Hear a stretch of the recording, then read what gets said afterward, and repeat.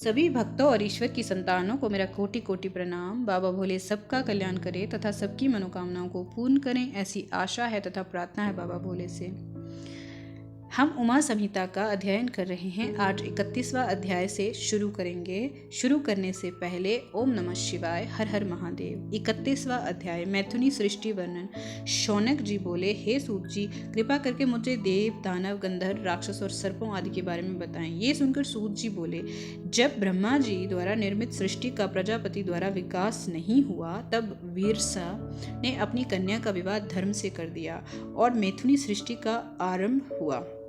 प्रजापति दक्ष के 5000 पुत्र नारद जी के उपदेश का अनुसरण करते हुए ज्ञान की तलाश में घर छोड़कर चले गए और फिर कभी नहीं लौटे। इसी कारण दुखी दक्ष ने देवऋषि नारद को शाप दिया। तत्पश्चात प्रजापति दक्ष ने 58 कन्याएं उत्पन्न की और उनका विवाह कश्यप, चंद्रमा, अरिष्टनेम, कृशाक्षव, अंगिरा से कर दिया, जिनसे उन्हें विश्व देवता, संध्या से साध्य, मारुति से मारुतवान, वसु से 8 वसु, भानु से 12 भानु, मुहूर्तज लंबा से घोष, यामी से नाग, विधि से अरुंधति से पृथ्वी उत्पन्न हुए। संकल्पा से संकल्प, वसु से आए, ध्रुव, सोम, धर, अनिल, अनल, प्रत्युषा, प्रभाष, ये 8 पुत्र पैदा हुए। 8वें वसु प्रभा से विश्वकर्मा प्रजापति की उत्पत्ति हुई।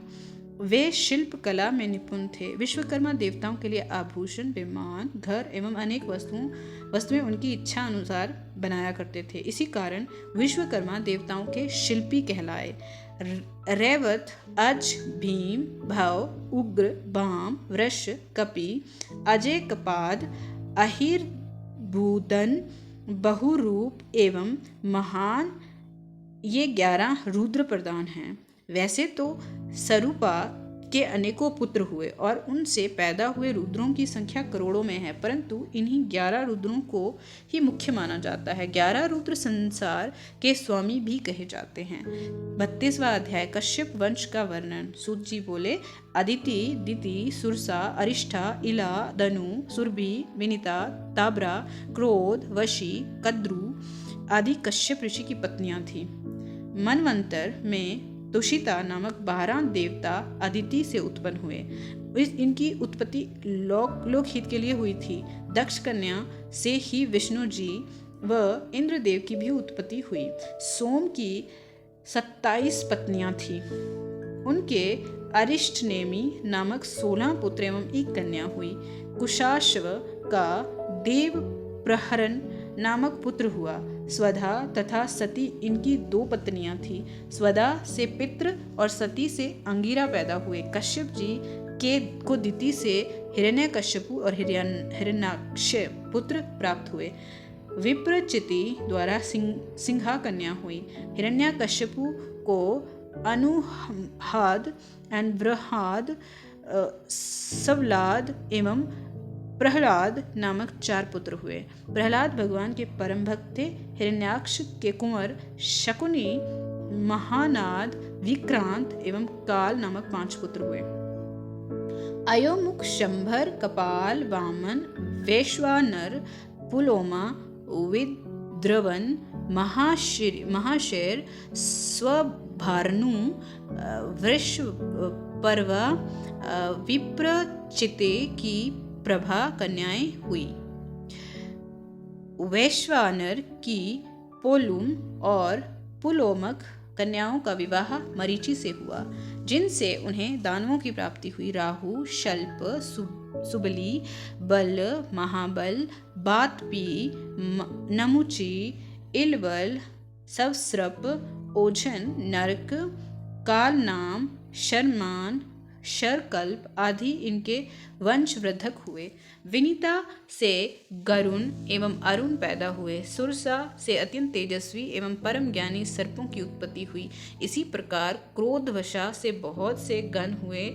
सुरभ से शशा एवं भैंसा, जला से बैल एवं वृक्ष, शशि से यक्ष, राक्षस, अप्सरा व मुनिगण तथा अरिष्ठा से मनुष्य एवं सर्प उत्पन्न हुए।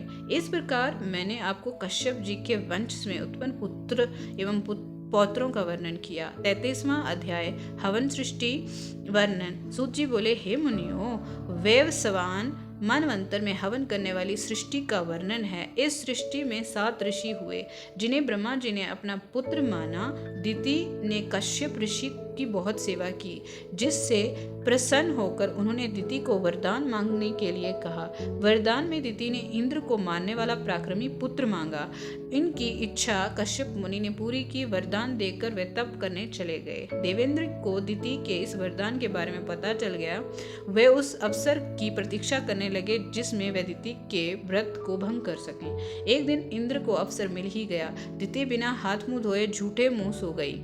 इंद्र ने उसके गर्भ में प्रवेश कर उसके गर्भ के वज्र द्वारा 7 टुकड़े कर दिए, परंतु टुकड़े होने पर भी वे जीवित रहे और इंद्र से प्रार्थना करते हुए बोले, हम आपके भ्राता हैं, आप हमसे कैसी शत्रुता कर रहे हैं। ये सुनकर इंद्रदेव ने शत्रुता त्याग दी। इस प्रकार से मरुदन के रूप में हुए ब्रह्मा जी ने पृथु का आधा राज्य दिया, सोम को ब्राह्मण, वृक्ष, नक्षत्र, ग्रह व भूतों का राजा बनाया, वरुण को जल, विष्णु को आदित्य, पावक वसुओं के प्रजापतियों के इंद्र, मरुद्रनों को प्रहलाद, दैत्यों के वैवस्वात, यत पितरों के राजा हुए। हिमालय पर्वतों के, समुद्र नदियों के, सिंह पशुओं के, वट वृक्ष, वनस्पति व अन्य वृक्षों के राजा हुए। तब ब्रह्मा जी ने सभी राजाओं का अभिषेक किया। 34वां अध्याय मनवंतरों की उत्पत्ति। शौनक जी बोले, सूत जी, अब आप हमें मनवंतरों एवं मनुओं के बारे में विस्तार पूर्वक बताएं। इनकी इस बात स्वीकारते हुए सूत जी बोले, हे मुनि जी, स्वयंभू, स्वरोचेर, उत्तम रेवत, चाक्षुष आदि 5 मनवंतरों का वर्णन मैंने आपको सुना दिया है। अब वैवस्वत मनवंतर के बारे में सुनो। सर्वाणी रोच्य ब्रह्मा, धर्म, सर्वाणी रुद्र, सर्वाणी देव, सवारणी इंद्र ने, ये सभी मनु हैं। तीनों काल में मनवंतर कहे जाते हैं, जिसका 1000 युगों तक कल्प बनता है। मरीचि, अत्रि, अंगिरा, पुलह, ऋतु, पूल, सत्य, वशिष्ठ, ये 7 वृभा पुत्र हैं। स्वयंभू मनवंतर में यमनायक देवता 7 ऋषि उत्तर दिशा में रहते हैं। अग्निध्र, अग्नि, बाहु, मेधातिथि, बस, ज्योतिष्मान, धृतमान, हव्य, पवन, शुभ, ये 10 स्वयंभू मनु पुत्र हैं। इनमें यज्ञ नामक इंद्र कहे गए हैं। दूसरे मनवंतर में अर्ज, सतमा, परसतंब, ऋषभ, वसुमान, ज्योतिष्मान, द्युतिमान एवं 7वें रोचिष्मान 7 ऋषि हैं। स्वरोचिष मनवंतर में रोचन, इंद्र तथा तुषिता नामक देवता कहे हैं। हरि, सुकृति, ज्योति, जो मूर्ति, आय, समय, प्रथित, मनुष्य, नभ, सूर्य, महात्मा, स्वरोचिष के पुत्र हैं। तीसरे मनवंतर में वशिष्ठ के 7 पुत्र एवं हिरण्यगर्भ के ऊर्जा तेजस्वी पुत्र ऋषि कहलाए। चौथे मनवंतर में गार्गय, पृथु, गम्य, जन्य, धाता और कपिनक आदि 7 ऋषि हैं। त्रिशंख इंद्र हैं। धुतिपोत, सौत, पस्य, तप, शूल, तापन, तपोऋत, अकल्याश, धनवी, खंगी, तामस, मनु 10 पुत्र हैं। 5वें मनवंतर में देवबाहु, जयमुनि, वेद शिरा, हिरण्य रामा, प्रजन्य, ऊर्ध्व, बाहु एवं सत्व जादिक 7 ऋषि कहलाए। विभु नाम के इंद्र तथा रेवत मनु कहलाए। छठे मनवंतर में रुचि प्रजापति के पुत्र रौच्य मनु, राम, व्यास, अत्रेय, बहश्रुति, भारद्वाज, अश्वत्थामा, शरद्वान, कृपाचार्य, कोहिक, वंशी, गालव, रुक, कश्यप आदि ऋषि में देवता कहलाए। इसी प्रकार आने वाले मनवंतरों में विशांग, निबासुमत, धुतिमान, बसु, सूत, सुर, विष्णु, राजा, सुमति, स्वर्णी, मनु पुत्र होंगे। 9वें मनवंतर में मेघा, तिथि, पौल, सत्य, वस्तु, कश्यप, ज्योतिष्मान, भार्गव, अंगिरा तथा सवन, वशिष्ठ आदि रोहित मनवंतर में होंगे और मनु दक्ष, सावर्णी होगा। इस प्रकार जब दूसरा मनवंतर आरंभ होगा तब हविष्मान, प्रकृति, अधोमुक्ति, अव्यय, प्रयाति, बाबर, अनैना ऋषि होंगे। द्विषमंत नामक देवता होंगे। तृतीय मनवंतर में 11वां मनु होगा। उसमें हविष्मान व पुष्पमान, वशिष्ठ, अन्य, चारु, निखर, तेजस, अग्नि, ब्रह्मा जी के वद्रत कहलाएंगे। द्युति, सुत्ताया, अंगिरा, पौल, सत्य, पुलह, भार्गव, 7 ऋषि एवं ब्रह्मा के 5 मानस पुत्र देवता होंगे। इस मनवंतर में दिवस्पति इंद्र होंगे। 14वां सत्य मनु मनवंतर होगा। इसमें अग्निध्र, अति, ब्रह्मा, मागध, शुक्ति, युक्ति, अजित, पुलह नामक 7 ऋषि, दाक्षुव देवता एवं शुचि इंद्र होगा। 14वें मनवंतर में 5 देवता होंगे। तरंग, बीरु, दुदन, अनुग्रह, अतिमानी, प्रवीण, विष्णु, संक्रदन मनु के पुत्र होंगे। इस प्रकार मैंने आपसे भूत भविष्य काल के पहले कल्प के सभी मनुओं का वर्णन किया।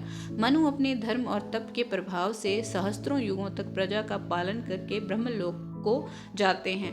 14 मनवंतर अर्थात 71 युगों तक स्थिर रहकर सृष्टि का पुनः आरंभ होगा, जो 100,000 वर्ष पूर्ण होने पर एक कल्प पूरा माना जाता है। 35वां अध्याय वैवस्वत मनवंतर वर्णन। सूत जी बोले, कश्यप मुनि को दक्ष कन्या से विवस्वान सूर्य की प्राप्ति हुई। सूर्य की संज्ञा त्वष्ट्री, सुरैनुका नामक 3 पत्नियां हुई। संज्ञा और सूर्य की 3 संतानें हुई।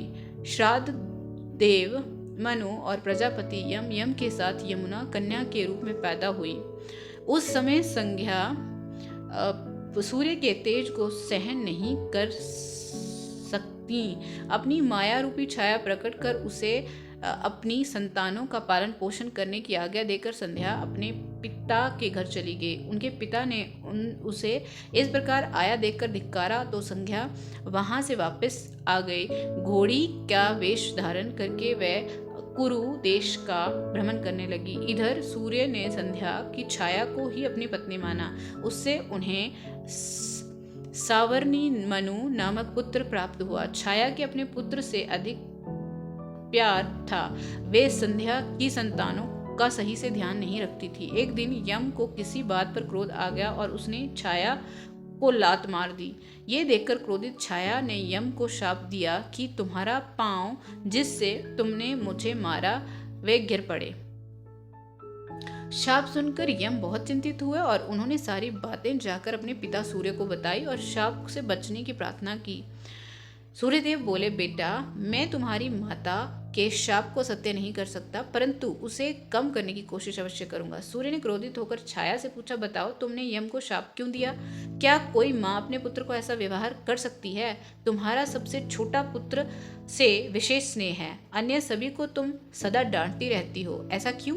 इस प्रकार क्रोधित सूर्य के वचन सुनकर घबराई हुई छाया ने सारी बातें सच सच बता दी। फिर छाया ने सूर्य को शनि चक्र पर चढ़ाकर उनका तेज कम कर दिया। जब सूर्य का रूप सुंदर और शीतल हो गया था, उन्होंने योग दृष्टि से अपनी पत्नी संध्या के बारे में जानना चाहा।